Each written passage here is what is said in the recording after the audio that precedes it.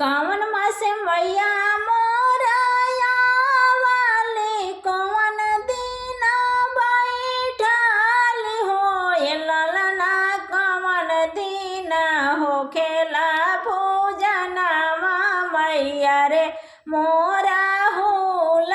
से हो ए ललना कौन दिन हो खेला पूजनवा मैया रे मोरा हुल से हो। आसिन मासे मैया मोरया वाली एकम दिन बैठल हो ए ललना नवा दिन हो खेला पूजनवा मैया रे मोरा हुल से हो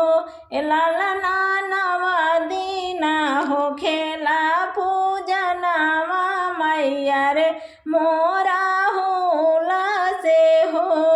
मैया के चरण पखरली तो भोगवा लगावली हो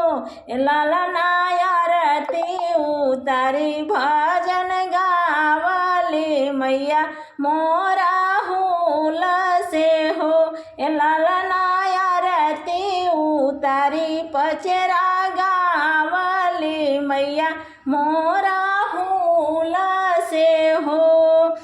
नव दिन कइले पूजनवा दसया दिन मैया घरे गइली हो ए ललना जुगा जुगा जिया सब सेवकवा तो जिथु तोहर धिया पूता हो ए ललना अमर रहे तोहारो सोहागवा तो सजन तोहर सेंदुरवा रहे हो